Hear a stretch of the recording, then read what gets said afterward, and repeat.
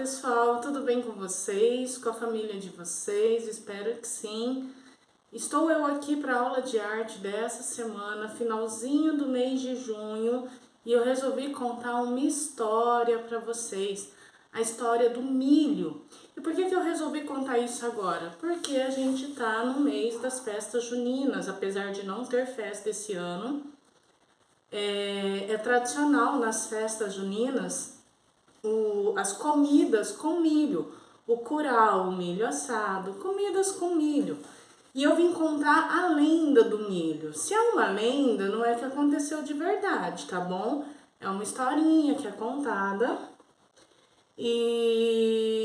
mas ela tenta explicar como que surgiu o milho para um povo de antes da ciência, tá? E a forma que eles tinham para explicar as coisas eram as lendas, eram os mitos.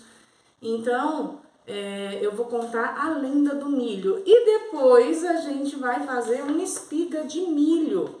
Eu vou ensinar vocês a desenhar uma espiga de milho usando a mão de vocês. A minha mão é grandona, ficou grande aqui. Mas a de vocês é pequenininha, vai ficar uma espiga menorzinha, mais bonita ainda que a minha, tá? Então vamos lá. A lenda do milho.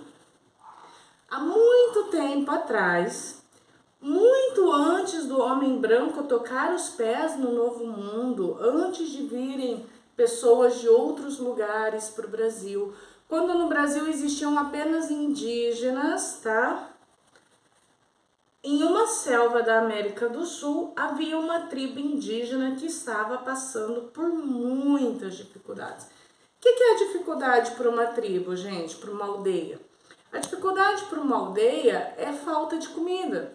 Porque o indígena, ele não acumula dinheiro, ele não precisa de 2 casas, ou então de carro, ou de joias. O indígena, ele não precisa disso.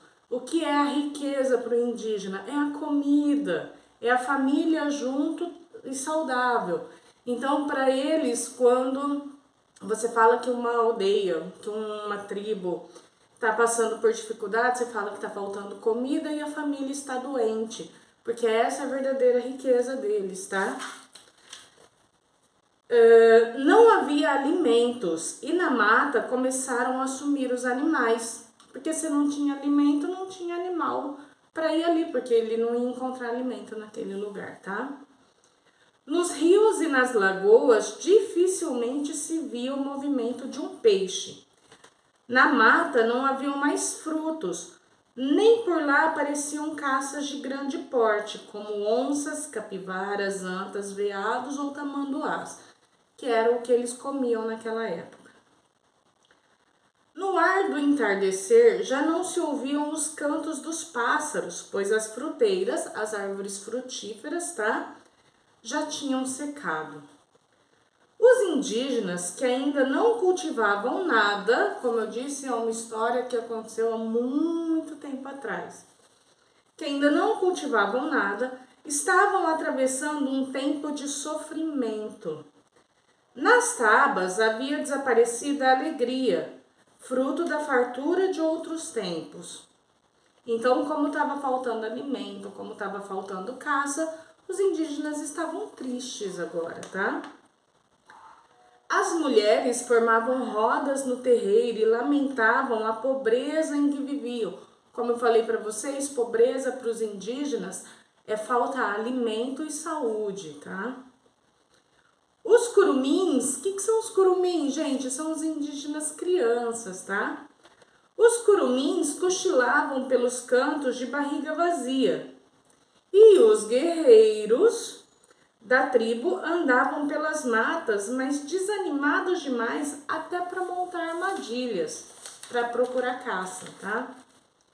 Armá-las para quê? Se não vai ter caça.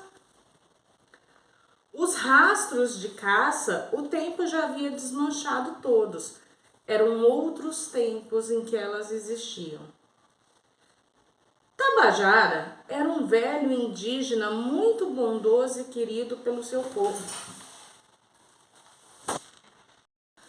Pessoal, desculpa o susto, é que o gato estava fazendo arte lá fora e eu assustei, desculpa, tá?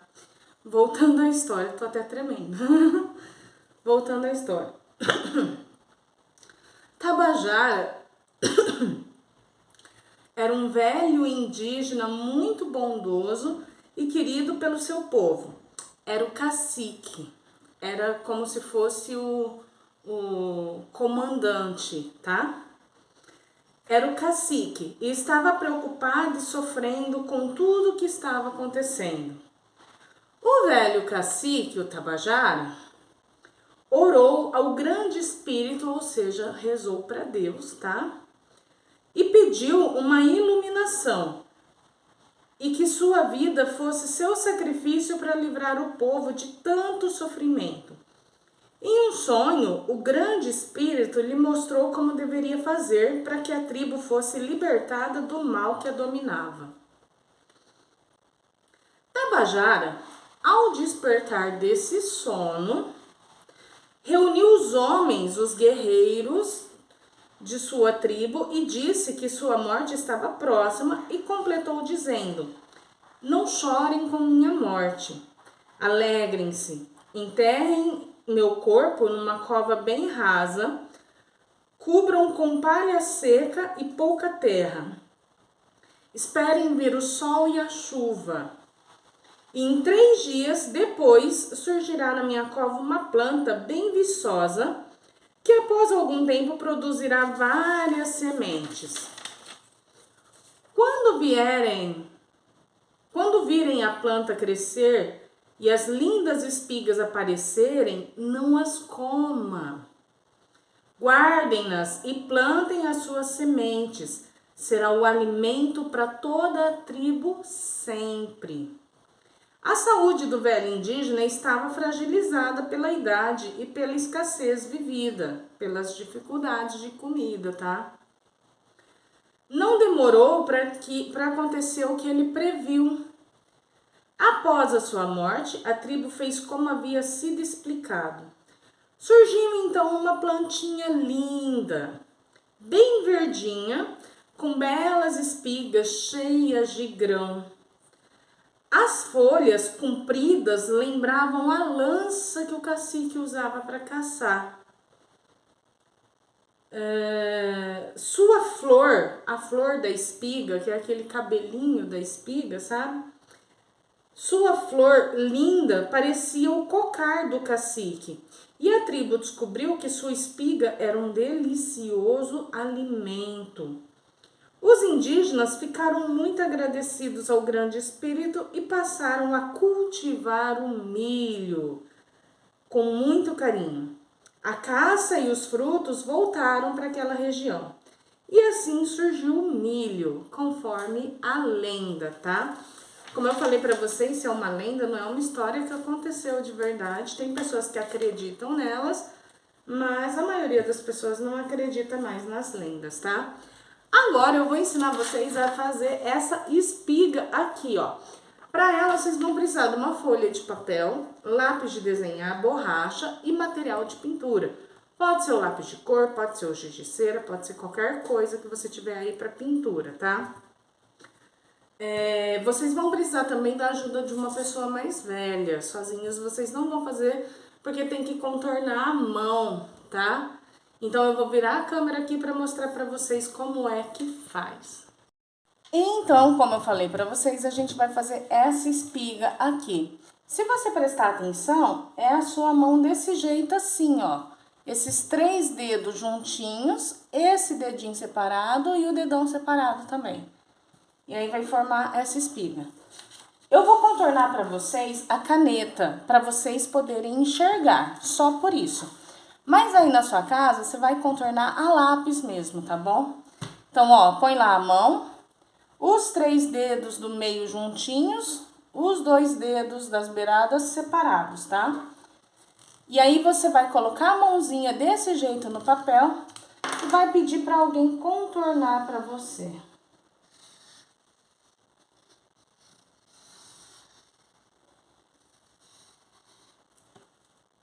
Contornou a mão, ficou assim, arredonda aqui embaixo, tá?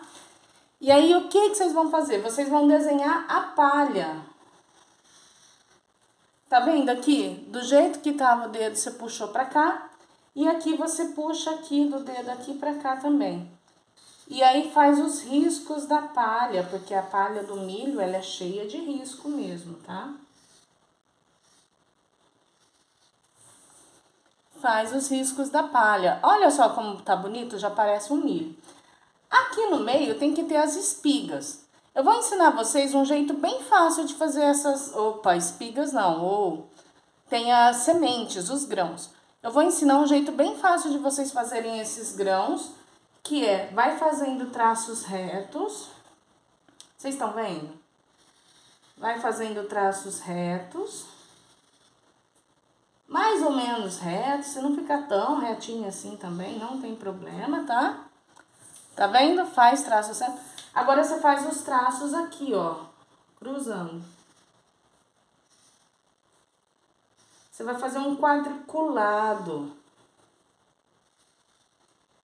Pede a ajuda de pessoas mais velhas para ajudar vocês, para vocês conseguirem fazer isso direitinho. Olha que lindo! E agora vocês vão pintar o milho. Eu pintei aqui com giz de cera, mas você pode pintar com o material que você tiver em casa, tá? E aí você vai... Ah, não, foi lápis de cor. Sabe quando você aponta assim e esfrega o dedinho? Foi lápis de cor. Eu escolhi passar um azul no fundo para dar uma destacada. Dá pra ver que tem um azul no fundo aí? Dá? E aí eu pintei a palha de verde e a espiga de amarelo. Pus um pouquinho de laranja lá na espiga para dar uma destacada. Ó, gente, embaixo da palha eu fiz o toquinho aqui da espiga. Eu fiz o toquinho aqui da espiga, tá? Embaixo da palha. E é isso, gente. Faz uma espiga bem linda, maravilhosa, pra gente lembrar das festas juninas que não teve o ano passado, não teve esse ano. Espero, do fundo do coração, que tenha o ano que vem, porque curau é bom demais. Eu amo comer curau. E conta pra mim o que vocês gostam de comer na festa junina, tá? Beijo, até a próxima aula.